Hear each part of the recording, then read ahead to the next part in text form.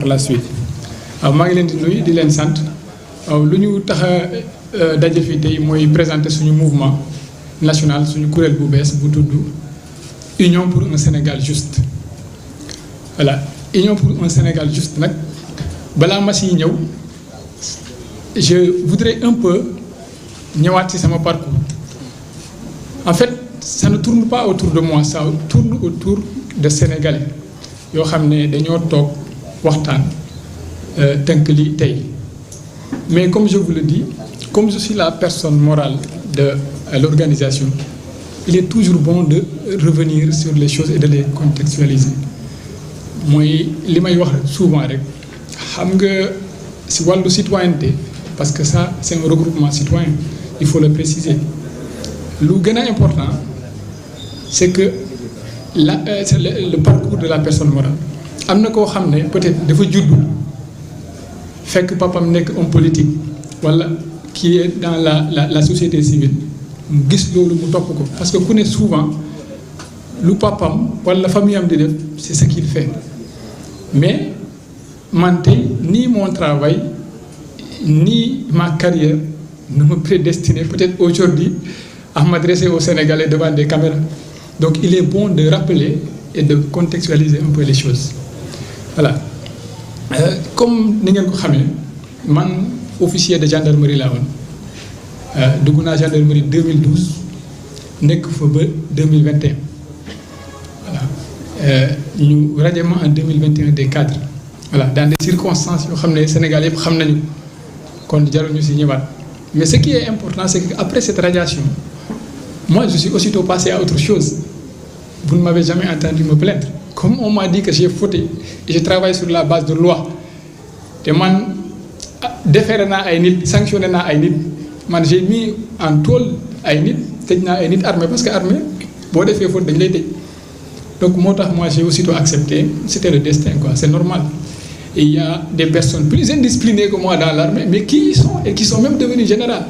Donc loolu il y a pas de souci.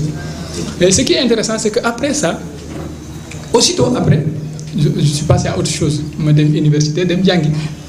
Tout ça c'est et aussi bu ma demee université dama ko yëgal Sénégalais en fait parce que je voulais aussi un peu que les gens suivent mon parcours. Xam nga am na fooy jaar da ngay won nit ñi fi ngay jaar parce que tu n'es pas l'exemple de tout le monde mais il y en a quand même. Après loolu voilà bu ñu ma tout le monde le sait en fait je veux pas revenir sur les détails pour ñu bañ a gudd. Ensuite j'ai été contacté par le maire de Dakar monsieur Barthélémy Dias maa ngi koy nuyu di ko sant au passage. Bu ma ñëwee foofu aussi bu ma commencé aussi c'est un ministre du gouvernement qui est sorti pour dire que pour que ma liggéey fa peut-être que le maire si poche am la may fay. Voilà tout ça bu ma koy raconter en fait c'est pas pour me victimiser en fait c'est comme je vous dis c'est un parcours c'est intéressant que ngeen xam fu ma jaar ba egg si fii. Ça nous permettra de camper le débat ngeen xam ne c'est pas quelque chose qui a été pensé d'avance qu'il fallait aller dans ce vous savez que nit du am liggéey ba pare caaxaane ko ba ñàkk ko voilà boo demee di liggéey wala di jàngale c'est parce que tu veux y rester et durer ba pare mun a partager sa expérience. Voilà léegi après cette étape là je suis resté quand même mais comme le travail que je faisais est un travail qu'on peut faire à distance parce que conseiller quelqu'un ce n'est pas être présent. Voilà léegi j'ai un peu souhaité continuer mes études comme on m'a dit que je ne peux enseigner qu'en ayant un doctorat. Xam nga bu la autorité waxee ne pour nga jàngale foog nga am lii en fait tu n'as pas besoin de te plaindre va chercher ce qu'il t'a demandé reviens. En fait c'est ce que j'ai toujours fait moo tax à chaque fois bu ma demee fenn ñu tere ma fa dem damay dem defi lenn. Et après cela ma bëgg a dem ci continuer jàng j'ai déposé un visa mais là aussi sincèrement le traitement qui a été réservé à mon dossier m'a un peu surpris quand même. Voilà man du ma wax ci lu amul preuve parce que moi j'étais enquêteur un enquêteur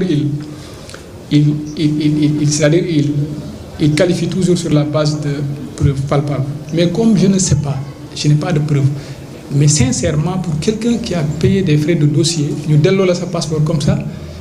Tu peux te demander si c'était normal quoi. Est-ce que c'est le même traitement qu'on a réservé à tout le monde?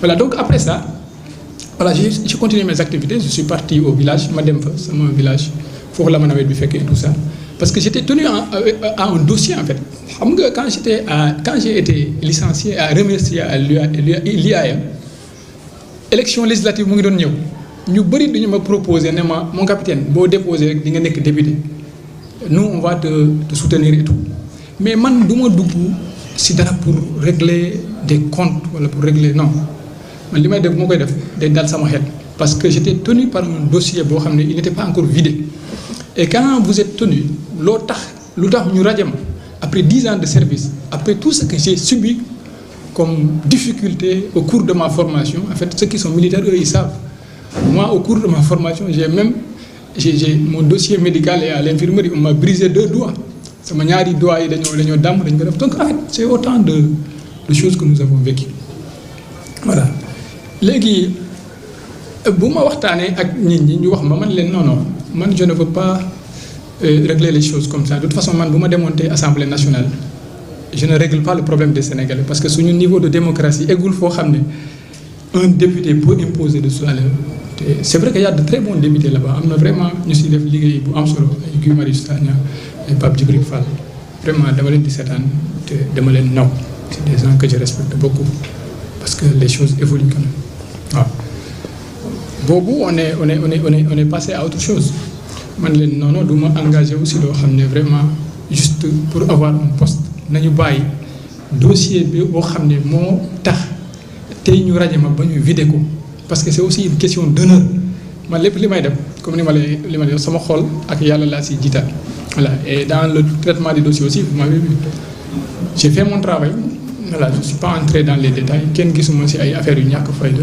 kenn musuma gis man si li ma liggéey ba léegi kenn musul dëgg dossier bu fuité pendant tous les centaines de milliers de dossiers que je traite doo mus a dëgg tu ne verras même pas une phrase sur internet boo xam ne ça vient de moi wala ñu ne la fuite parce que c'est pas possible parce que moi je suis pas dans ça man je servais mon pays je servais ma patrie je ne servais pas des personnes voilà malheureusement c'est le souci Ousmane Faye est revenu sur ça léegi boo deful la volonté des autres tu es un ennemi à abattre c'est ce qui explique tout ça voilà léegi nag loolu yëpp bu xewee taxul ma baisser les bras parce que je voulais que comme je vous dis ceux qui me suivaient ceux qui me respectaient ñu xool fu may jaar gis nga dans la vie il faut pas baisser les bras il faut vous battre xam nga lépp lu la yoon may def ko gis nga toutes les grandes personnes yoo xam ne tey dañuy waxi seen biir seen ay jaloore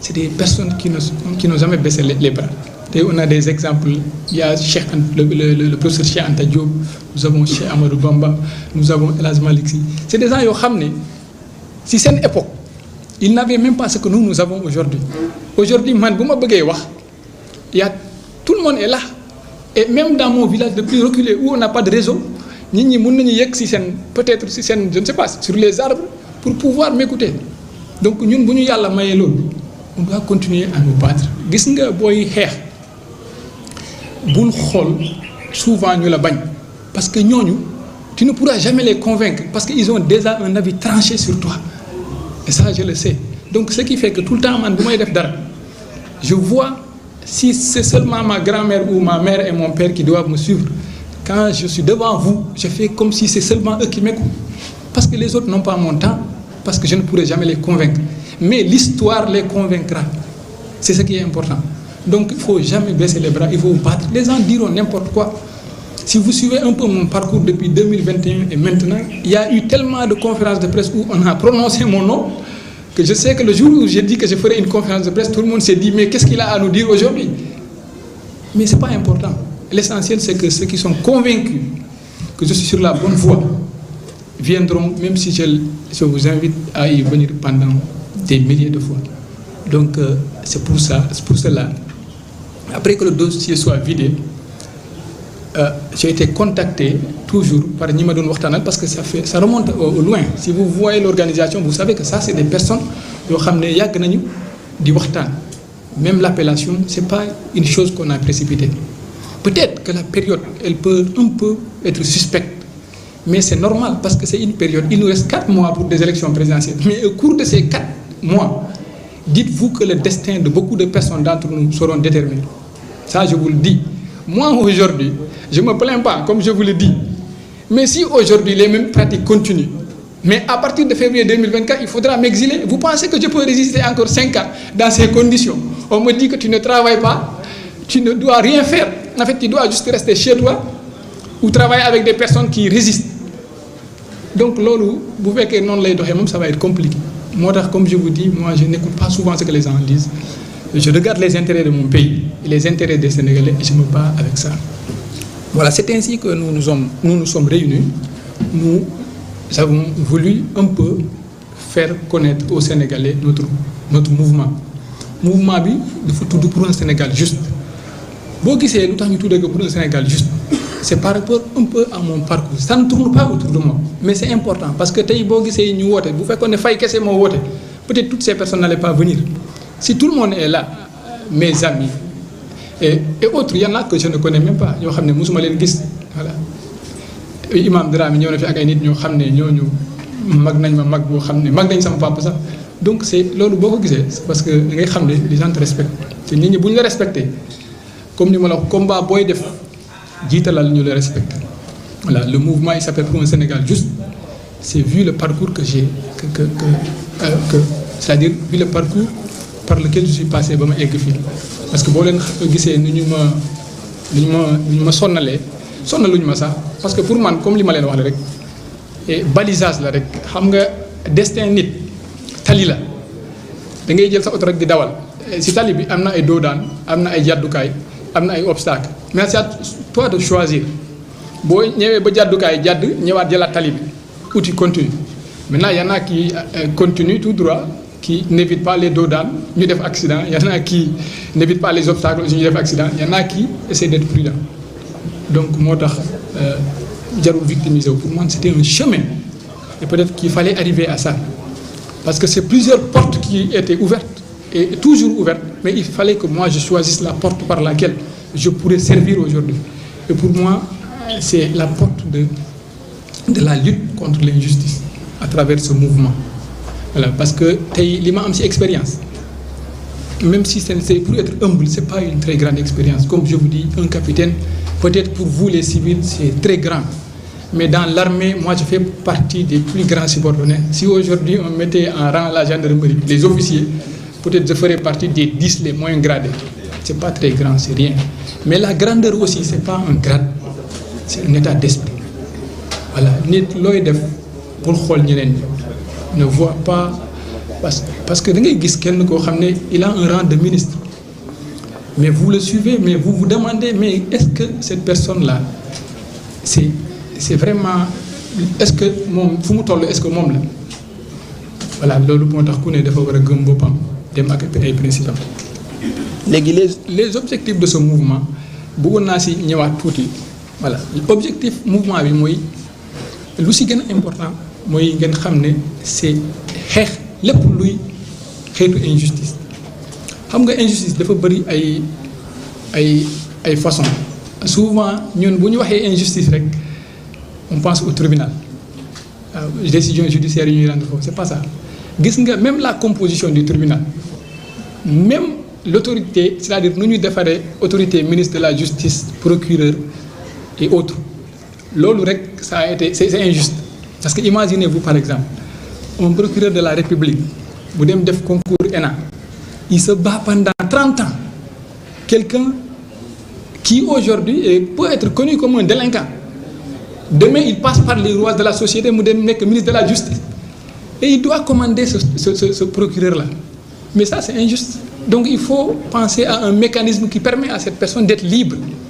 Parce que, souvent, nous, on voit toujours en fait, les actes que la personne pose.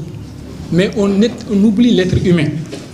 Et un peu la composition de la société africaine après la colonisation. Nous sommes justice, nous de manière générale. C'est un peu difficile. Parce qu'il faut être courageux. Vous savez, tout le monde n'est pas forcément le juge d'être ou le capitaine Touré. À un certain moment, non. Il y en a qui pensent qu'à leur famille. Et on ne peut pas leur reprocher ça. Parce que c'est comme ça que ça a toujours marché. Moi, j'ai été un acteur de la justice. Moi, je ne peux pas critiquer la justice. Tout le temps, j'ai déféré des personnes qui actuellement, ils ne sont pas encore jugés. Mais si moi, aujourd'hui, je critique la justice, je suis malhonnête. Ça, je vous le dis. donc man li ma mën a def mooy andi ay solution te je me battrai en fait je voudrais pas être un peu cette personne qui après être sortie du trou voudrait refermer le trou pour tuer les autres. Il ne faut pas faire ça. En fait, moi si je sors je viens comme l'a si bien dit notre grand maître dinaa xool lu ñuy liggéeyee parce que en fait ce n'est pas moi excusez-moi du terme je que j'utilise souvent c'est nous tous mais xam nga boo yàggee boo commencé c'est un peu dur voilà avec la communication et tout moi je suis quelqu'un koo xam ne dama xaw a dëgër bopp boo xoolee quand on commençait cette affaire on m'a demandé d'aller faire des shootings quand je suis parti on me demandait de sourire comment et tout ça mais on va aller vendre au Sénégal une image que je n'ai pas je ne voudrais pas ça moo tax ma ne ça je ne veux plus jamais reprendre ça je voudrais parler des personnes comme ni ma mel mais imaginez-vous vous portez un costume, il y a un haftan en bas, on vous photographie, on coupe ici. Mais toi, hein, tu sais que ça c'est faux. Mais c'est ce que tu vends au Sénégal. Parce qu'on nous a vendu une certaine manière de penser qui fait que désormais l'Africain a une culture.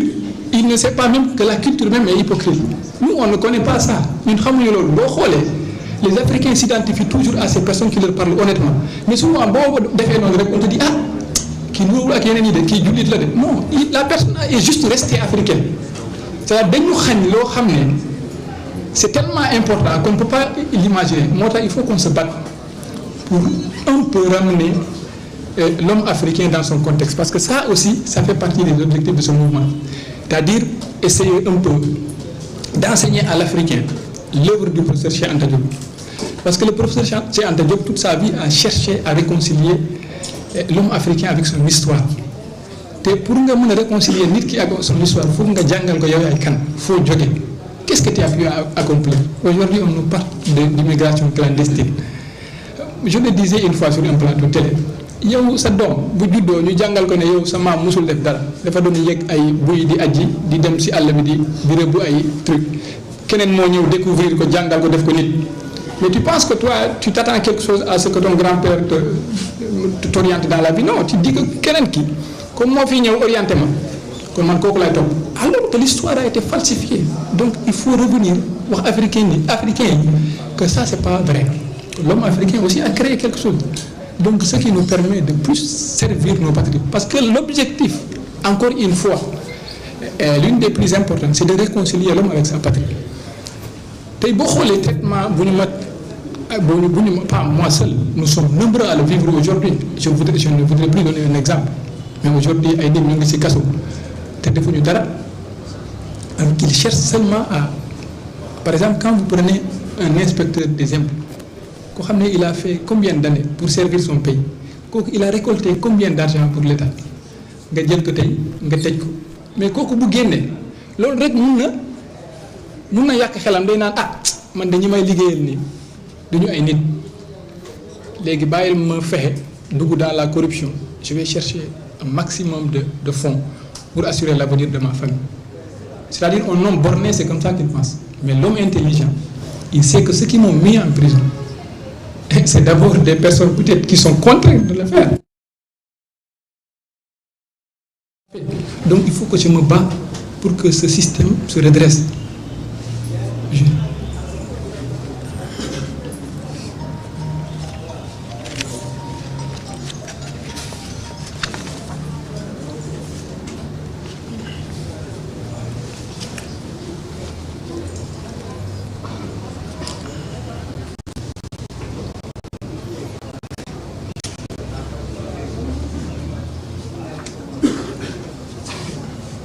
Voilà, après avoir évoqué les objectifs, on peut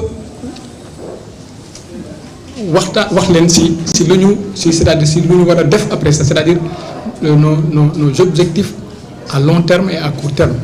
C'est-à-dire, au-delà, après avoir un peu refait le tour des objectifs, c'est-à-dire, je vais avec Sénégalais pour voir ce mouvement. Parce que le contexte c'est un contexte électoral, c'est bien, c'est intéressant. C'est d'ailleurs ce qui vraiment nous parce que dina faire que nous avons visibilité pour que Sénégalais yi dugg ci ñu mën ci waxtaan ñu mëna tënk ay mbir ñu mëna gaaw créer ay centre de réflexion. Pourquoi pas bu école tëjee ñu mëna entrer en contact avec les universités avec les milieux scolaires ñu mën a waxtaan tuuti par rapport un peu à la formation de la jeunesse des femmes et un peu partout sur le milieu urbain mun a waxtaan nit ñi pour mën a am tuuti en fait pour former les gens à ce que parce que pour que nit ñi mën ñu comprendre il faut d'abord leur former à ça moo tax ñu ngi woo Sénégalais yëpp ñu mën a ñëw woo def nañu suñu numéro yi ci page yi vraiment on appelle tous les Sénégalais à y adhérer pour que ñu mën a trouver ay solutions comme li ma wax ñu arrêter un peu de critiquer voilà c'est vrai que ceux qui critiquent aussi le font de manière objective et lu ñuy de manière objective te lu ñuy def day tax que l'autorité se remet en question mais il est bien aussi de proposer et nous sommes dans la lancée de proposer.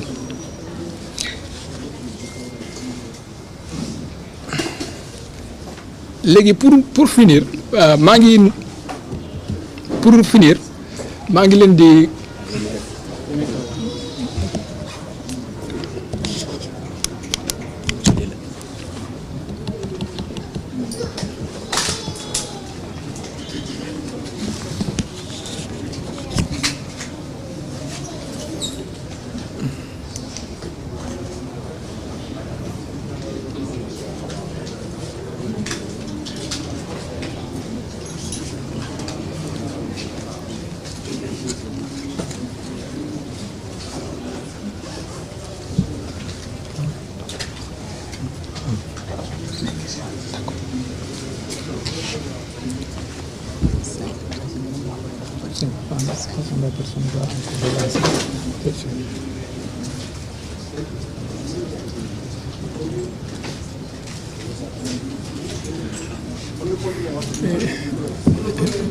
voilà baal leen ñu de y a un problème technique voilà c'est indépendant de notre volonté voilà pour finir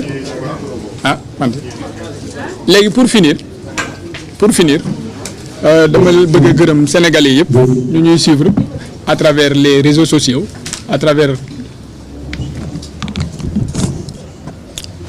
voilà pour terminer vraiment maa ngi leen di gërëm di leen sant di gërëm Sénégalais yëpp surtout une mention spéciale aux journalistes qui nous ont fait l'honneur vraiment d'être présents voilà surtout di insister sur un fait voilà surtout di excusez-moi maa ngi je disais que pour finir maa ngi leen di gërëm di leen sant di remercier Sénégalais yëpp surtout et pour finir je voudrais vraiment insister sur un fait vous demandez comme je l'ai si bien dit au départ sur le fait qu'il ne faut pas baisser les bras quand vous vous battez vous ne vous battez pas pour ceux qui vous critiquent ou ceux qui vous voient toujours en mal vous vous battez pour ceux qui vous respectent pour ceux qui pensent que votre voix porte en suivant cette voie comme je l'ai aussi encore excusez-moi de la répétition boo gisee tey ñuy wax ñeneen tour yi en Afrique et dans le monde entier c'est parce que nit ñi dañoo muñ ba pare nekk ci yoon ba pare continuer détermination et j'ai aimé un entretien que j'ai eu avec une autorité si Nelson Mandela et ça m'a beaucoup servi parce que imaginez-vous nit ñu tëj ko 27 ans c'est-à-dire en 27 ans nit juddu na fa màgg am ay doom am kër mais yow yaa ngi muñ ba pare génn doon président loolu bu mënul servir nit wala ay Cheikh Amadou Bamba ñu exilé la tu reviens après et 100 ans après on parle de toi encore de la manière la plus extraordinaire il y a tellement d'exemples Gandhi et autres voilà ñooñu xalaat leen seen époque la pression qu'ils vivaient au moment où ils avaient entamé leur combat ñooñu boo leen xalaatee rek tout le temps di nga tegu ci yoon il faut toujours vous rappeler qu'il y a eu des hommes ici au Sénégal et ailleurs qui ont eu la possibilité de négocier pour avoir des privilèges pour être ministre ou pour être président ou pour être quoi que ce soit mais ils ont refusé de le faire et ils sont partis en prison pour des idéaux pour un combat donc à chaque fois que vous devez vous faire corrompre ou que vous devez choisir la facilité pensez à ces personnes qui se sont sacrifiées pour vous et qui continuent et il y en a même aujourd'hui qui sont en prison s'ils avaient voulu négocier ils n'y seraient pas donc vous c'est vrai qu'on ne peut pas vivre sans moyens sincèrement moi je ne vous demande pas de vivre misérablement si je vous dis que je ne pars pas au restaurant avec mes enfants que je n'amène pas ma femme au marché je vous mens Je le fais comme tout le monde ici. Mais il y a un minimum. Il y a un minimum. Toujours vous rappeler ça, c'est important. À chaque fois que vous devez choisir la facilité ou d'aller du mauvais côté, dites-vous qu'il y a quelqu'un qui pourrait plus avoir le triple, mais il n'a jamais voulu négocier. Et il ne négociera jamais, ça je le sais. Donc c'est très important de souligner parce qu'aujourd'hui, tout le temps, les gens ont la possibilité de faire de grandes choses, mais tout le temps on leur dit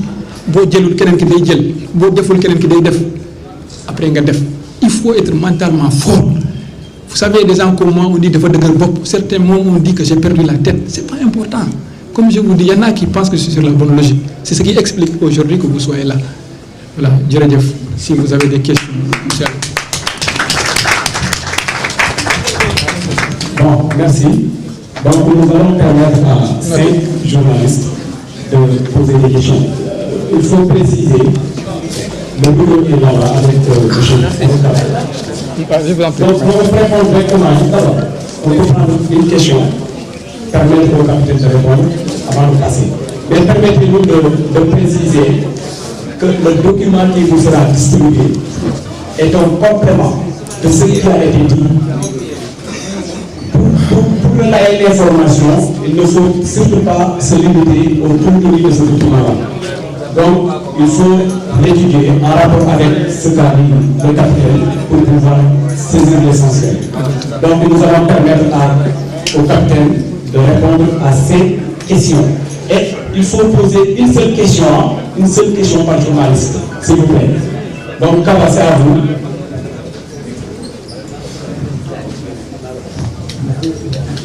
Vous vous présentez d'abord.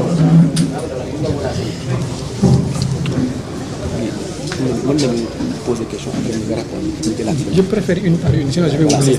Voilà. C'est bon. Allez-y. Salam alaikum. Abdou Khadim, journaliste à Feeling Dakar TV. Alors, c'est une question. Nous voulons tourner en tant que armée. Gis nañ ñenn ci ñi nga xam ne ñoo nekkoon ci armée ku ci mel ni commissaire Keita, capitaine Dieye ak major Kandji gis nañ ñu jugee war a jël seen retraite ñenn ñi comme yow ñu jégle la ci corps boobu dañuy entrer directement en politique. Est-ce pour fayu li leen def la wala pour xeex injustice? Voilà, merci. Et les personnes que vous avez citées vraiment sont pour moi aussi une référence parce que c'est des personnes qui ont quand même servi ce pays.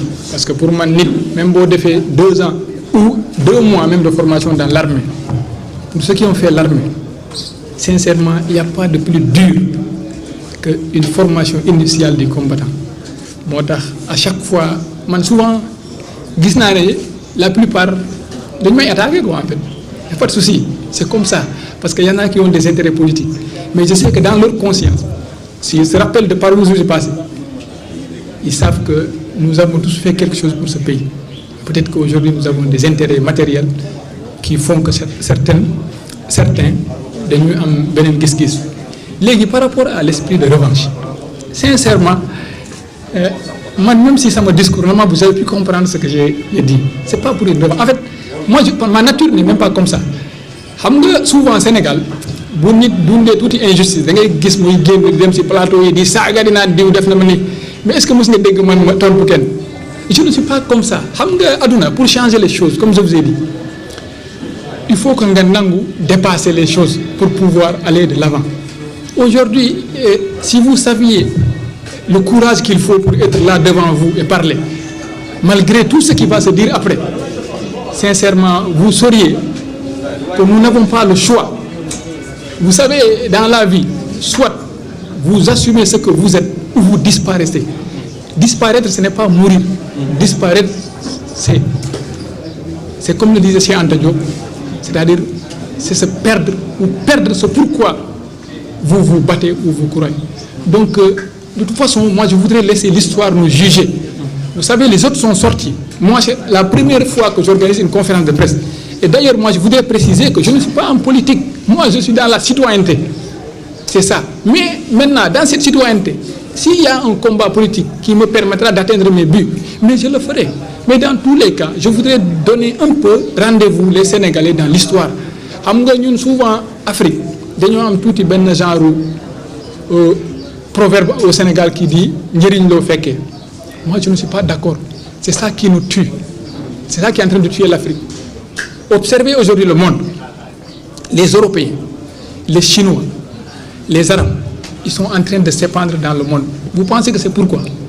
Mais ceux qui viennent en Afrique, vous pensez qu'ils n'ont pas assez de réserves pour vivre encore pendant 30 ans? Ils ont des milliards, mais ils sont en train de penser à leur génération future. Voilà, voici un peu de manière résumée. Je ne sais pas si ça répond à votre interrogation. Voilà. Voilà, deuxième question. Une deuxième question. Je m'appelle Abdurrahman Diam, je suis journaliste à la RFM. Ma question, c'est de savoir, est-ce que votre mouvement est un mouvement de soutien ou vous êtes candidat aux prochaines présidentielles? Vous savez, l'objet ici de la conférence de presse, c'est présenter un mouvement. Il m'a demandé si c'est un mouvement de soutien ou si je serai candidat. Ce n'est ni un mouvement de soutien et ce n'est pas encore le lieu de parler de candidature. Voilà, je ne voudrais pas trop évoquer ça parce que si j'évoque ça ici, c'est la seule chose qui va attirer l'attention de tout le monde. Ouais. Normalement, on a vu ceux qui sont partis retirer des formulaires. Je ne suis pas là-bas encore. Donc je pense que ça règle le problème. Maintenant, pour le mouvement de soutien, je ne sais pas ce que vous entendez par soutien. Maintenant, ça dépendra du futur.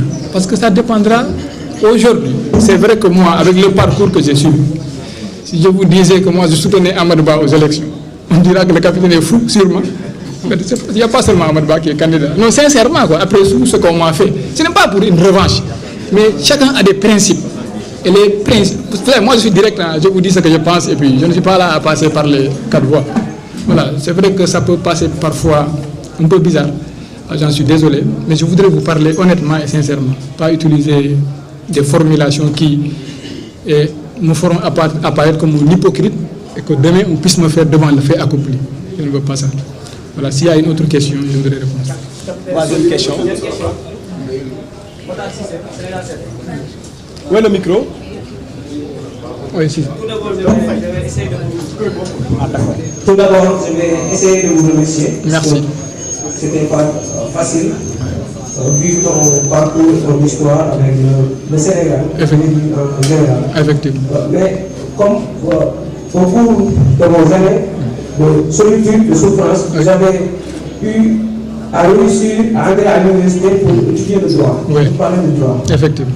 Ousmane Sonko, vous avez un lien avec, dans un dossier, mais on n'a pas parlé de sécurité. Mais en ce moment, hier, nous avons appris dans l'actualité qu'il ne pas qu'il ne peut pas être candidat, mais il est radié des listes électorales avec son, d'après certaines interventions de la société civile. Oui. Mais hier, il n'avait pas de fiche pour Ousmane Sonko. En matière de droit, en matière de droit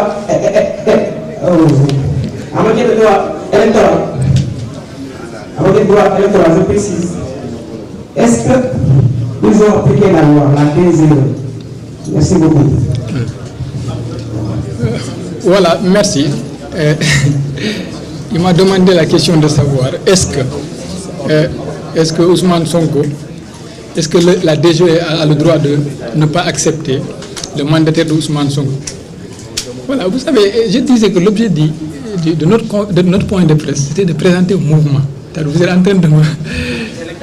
Voilà, je comprends. Vous savez, c'est toujours sensible. Effectivement, je sais. Mais en fait, ça, je pense qu'on aura le temps. Mais c'est toujours sensible pour un capitaine Touré de parler de Ousmane Sonko. Mais comment on parle de justice? Peut-être que la DGE nous fournira un communiqué pour nous dire les raisons pour lesquelles ils l'ont fait. C'est sûr, parce qu'une personne comme Ousmane Sonko, qui est mondialement connue, quand vous n'acceptez pas de prendre son dossier, vous direz aux Sénégalais d'où t'as du dossier. Voilà. Mais moi, je pense que c'est au Conseil constitutionnel de dire que tel ne remplit pas les conditions. Moi, c'est ça ma position. Donc le reste, voilà, je ne peux pas trop... Mais de toute façon, on aura le temps. Après ça, on va répertorier le nombre de ceux qui sont ici. Je ferai mon possible pour faire le tour des plateaux et d'expliquer. Parce que les Sénégalais voudraient m'entendre. Au-delà de ce dossier pour lequel tout le temps. C'est d'ailleurs ce qui explique la création de ce mouvement. Parce qu'à chaque fois que tu disais Capitaine Touré, on disait l'enquêteur qui a traité. Je voudrais plus qu'on m'appelle Capitaine Touré, je voudrais qu'on m'appelle Seydina Omar Touré, président de l'USJ. C'est ça que je voudrais. Désormais, si vous titrez en bas, ne mettez pas Capitaine Touré. Je ne le suis plus. Je ne renie pas mon passé. J'ai aimé être gendarme. Et ceux qui sont dans la gendarmerie le savent. Même mon chef me disait que si j'étais un délinquant, je ne voudrais pas que tu sois celui qui est derrière moi. Parce que l'ex-capitaine Touré, c'est bon. C'est bon, dites vraiment là, mais je ne le suis plus. Vraiment, j'ai aimé, comme je vous dis. Et je voudrais un jour revenir dans la gendarmerie et reprendre mes droits. Mais avant ça, je voudrais me battre pour laisser quelque chose. C'est pourquoi aujourd'hui, si vous vous rendez compte, ça ne tourne pas autour de moi. Si demain je m'en vais, Maître est là, Kaba est là, et tout de suite après on va se réunir, on va mettre en place quelque chose qui va perdurer. Je voudrais que le jour où je ne serai pas là, ou dans 100 ans, que mon petit-fils se dise que le capitaine s'est battu quand il pouvait le faire, avec les moyens que la loi lui a donnés. Il a mis en place quelque chose. Et c'est la posture de chaque Sénégalais. Voilà, sincèrement, c'est un peu... Si vous avez une autre question aussi. Normalement, une dernière ou avant-dernière? Voilà. C'est bon, hein? C'est bon, les questions, c'est bon. Mais je voudrais aussi, avant de finir, permettez-nous un peu de m'excuser sur les imperfections. Un petit résumé, parce qu'il y a la RFM qui vient d'arriver. Un petit résumé en wolof de ce qui a été. Une interview sur le faux, sur le truc. Voilà, je voudrais un peu remercier tous les Sénégalais et surtout m'excuser. Moi, je suis nouveau dans le domaine et je voudrais être moi-même dans ma communication. C'est pourquoi, moi, ma référence dans la vie intellectuelle, c'est le professeur Cheikh Anta Diop. Cheikh Anta Diop, je peux passer une journée entière à suivre le professeur Cheikh Anta Diop avec son Baylahat au Caire. Et je vous invite à le suivre. Ça va vous réveiller. Vous allez comprendre. Vraiment, pour les imperfections, encore, vraiment, je ne veux pas offenser personne. Mais ça ne m'empêchera pas de dire ce que je pense. Voilà, s'il y a autre chose aussi à faire, tout comme je l'ai dit, nous ferons le tour. Désormais, comme ce dossier est vidé, comment inviter par rapport à mon calendrier, je viendrai. Je n'ai pas de sens interdit, sincèrement. Je vous remercie. Voilà, merci beaucoup. Donc pour l'état de terre, on voulait vraiment faire un petit résumé. Mais malheureusement, le temps nous est donné. Contact avec